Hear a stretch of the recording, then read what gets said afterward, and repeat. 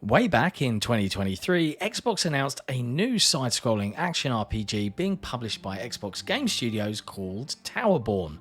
Created by developers Stoic, the team behind the beloved Banner Saga series, the game, now that I've played it, seems to pose a curious question. What if Streets of Rage, Castle Crashers and Destiny had a baby? Well, I think that baby would probably be a lot like Towerborn. First up, you should be aware that Towerborn is potentially another dreaded free-to-play live service game, but please don't turn it off, keep listening. I beg you, don't let it put you off. Stick around, because from my point of view, this game is quite refreshing in many ways. It's a medley of side-scrolling beat-em-ups, action RPGs, and traditionally live service fare, with a dash of Catan thrown in to just mix things up.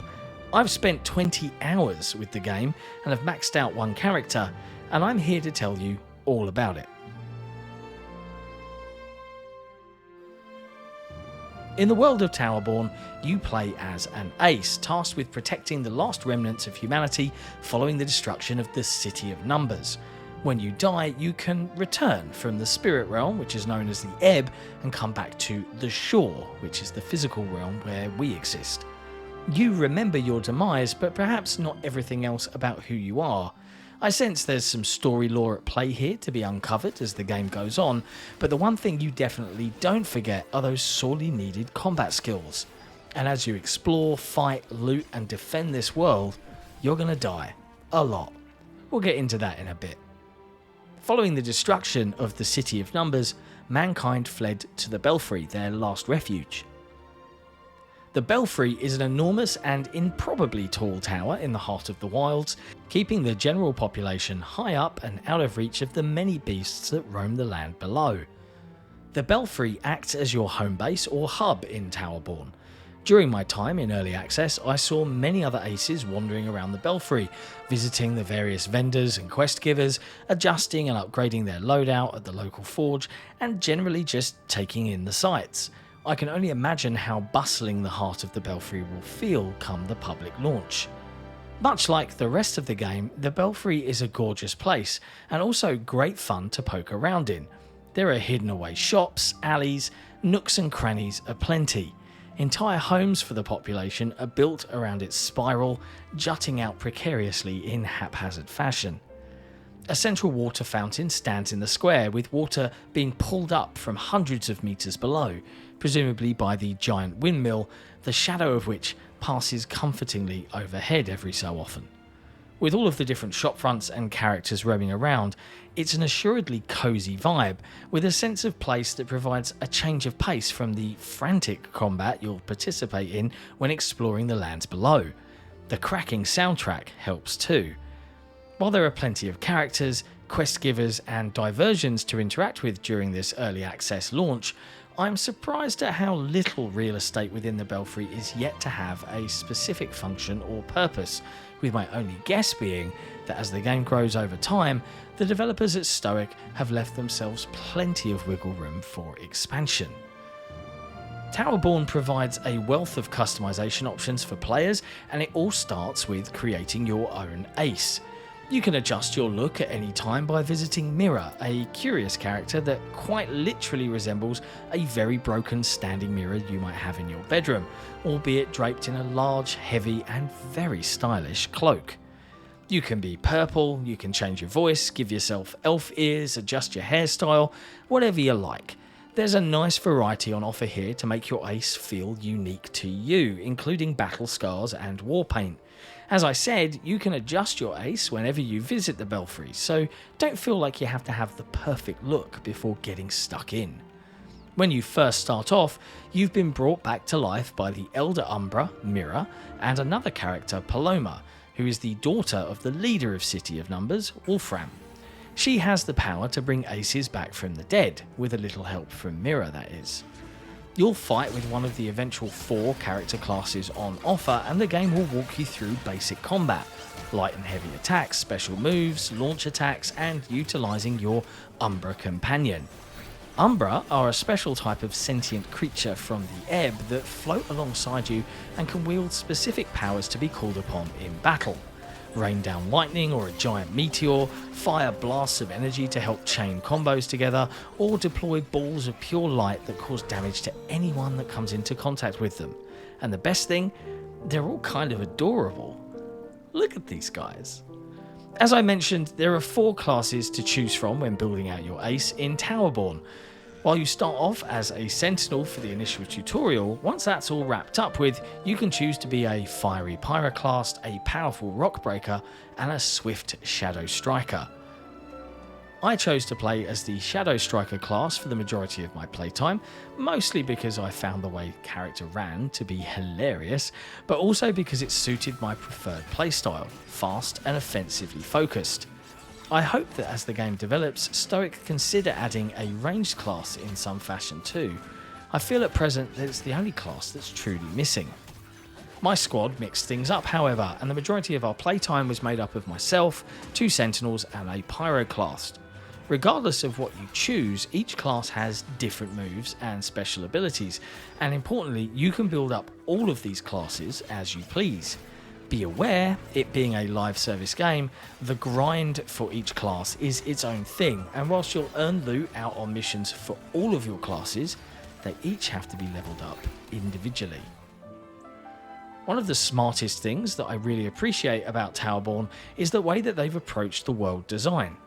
Instead of making a broad open world at scale, the world outside of the Belfry is made up of individual Catan-like hexagons, miniaturized with the player a giant as they move around. Each hexagon has a specific biome like grasslands or mushroom forests. In order to progress to different areas, players can choose to carve a path by clearing individual tiles of their choosing. There are unique, larger and more challenging points of interest strewn across the map, with areas as of yet unexplored covered in cloud, or blocked off by barriers if you haven't yet reached the required level to access said location. It's an awesome little system and provides the developers with a clever way to constantly expand the game efficiently. Simply add more hexagons for the areas you want to create and then peel back that cloud layer. Each player has a map version of their own, but will use the squad leader's map for multiplayer, meaning you can unlock chests, find new shrines to obtain more umbras, and decide together what challenge you want to take on next. Oh, and it's worth mentioning that the levels seem to change, so you might attempt a tile and fail, re-attempt it, and it would play differently, so it's something to bear in mind. And oh my, there's some delightful side-scrolling challenges to be had here. Towerborn is a side-scrolling action RPG, and my goodness is it a satisfying one to play. Designed primarily to play with up to 3 friends, and in the future supporting couch co-op on console, the on-screen carnage is eye-meltingly gorgeous. Once you squad up with your pals, you'll head out and tackle the map in any way you see fit, or if you've been given a specific quest or objective to target, begin working towards it by clearing the route hexagon by hexagon on the world map. Difficulty scales depending upon how many of you there are, and if it's a full squad, expect to miss out on blinking for the duration of a mission. Things get a bit hectic. Each character has a light attack on X and a heavy attack on Y, dodge on B, jump on A special ability on right bumper, 2 focus-based moves which you can use by holding in the left trigger, and of course you can call in your Umbra to assist you using the right trigger. This can all combine into an insane variety in combos, and not just when you're alone. Enemies can be nice and varied, from giant lizards called gobos, in addition to poison-spewing mushrooms, rabid-looking apes, and a plethora of other beasties. It all looks and feels fantastic in motion, the only complaint being that more human-like enemies are often too visually similar to some of our aces, and you may occasionally find yourself lost in the fray during play with so many bad guys on screen. Working with your squad is where the combat can become a delirious dance of death. I can launch numerous enemies into the air, and then my pyroclast comrade leaps under them and sets them on fire, continuing to juggle them as a sentinel leaps in above and smashes them to the ground. Without thinking, I can then dodge back in and launch them all over again. My point is, by making Towerborn a side-scrolling beat-em-up, bouncing off one another for cool moves feels both easy and, importantly, natural to do. As always, it comes with its downsides. Despite a fairly generous hitbox in terms of where you are versus where your enemy is for attacks to actually land in this 2.5D plane, you still get the occasional moment where you're just not where you need to be to make that attack actually land a hit. I would also say that as a full squad early on, the game was far too easy, and because of that it felt more than a little repetitive, with us sweeping through huge waves of enemies with relative ease.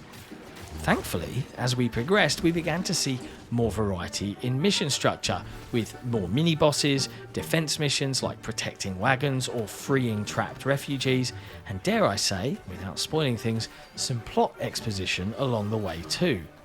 Outside of that minor quibble, there's definitely more depth here than just mashing X and Y ad infinitum, which may be your first impression after a few hours with the game. Having said that, the other thing that I really like about Towerborn, and why I find it so refreshing, is just how accessible it is. You can absolutely enjoy this by button mashing your way to victory, but the very nature of the game means that as you level up and start to encounter far greater challenge, you'll need to tighten up that moveset to succeed. Dodging, successfully parrying, and working with your team to maximise your efficiency are going to be a requirement rather than a random convergence of button mashes. And missions are 5 to 8 minute affairs, so you can hop on, play for a bit, and hop off again. Thankfully, there's a training area back at the Belfry where you can test your gear and moves before you head out for a real fight. Bear in mind, different loot and the aspects you have equipped will mean different movesets, so you should be familiar with what you can do before you enter into the fray. As I mentioned, this is a live service game, and while this early access version is a charged for release, it will be free to play, eventually. That means tons of content and of course a near constant need to grind your way to better gear. One of the other ways to vary your build outside of different armour and weapons is based on those aspects I mentioned. These are amethyst looking gems that you can equip across weapons and armour that let you customise your build in different ways. Maybe you'll have a chance to inflict poison on successfully comboing an enemy. Maybe you can earn some health back, or perhaps there's a chance to set them on fire. There are all sorts of perks, boons and tweaks you can make to your gear set, and loot was fairly generously doled out when completing a mission. The other way to level up the danger is to literally play through a danger license mission. There's a special section in the Belfry where you, as a solo player, can go in and obtain the next license up when your attack, defense and overall gear score are high enough. Right now, in early access, that goes up to danger level 4.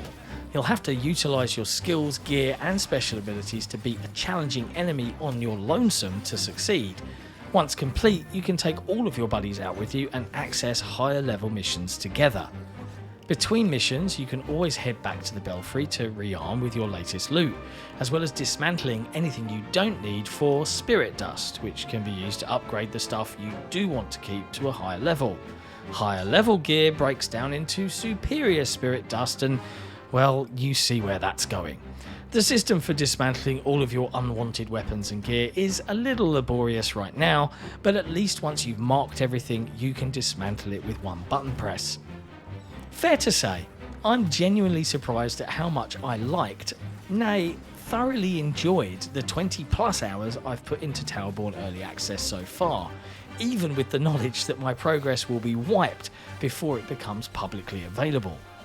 Unlike the plethora of free-to-play live service games already available, predominantly being first or third-person shooters, Towerborn is different. The unique combination of side-scrolling beat-em-up, cooperative play, and meaningful progression is one I find uniquely relaxing to play.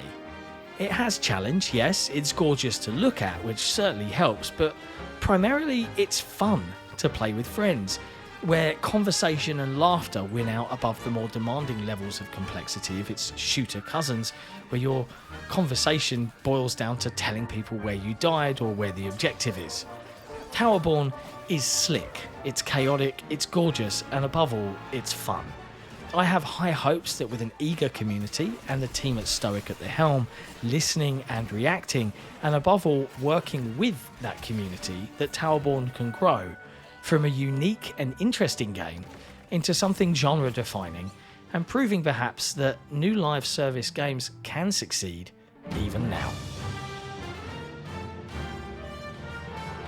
Thanks for watching. If you enjoyed this early access review for Towerborn, be sure to hit like, hit subscribe, and if you really love what XboxEra does, the best way you can support us is to subscribe to us on Patreon.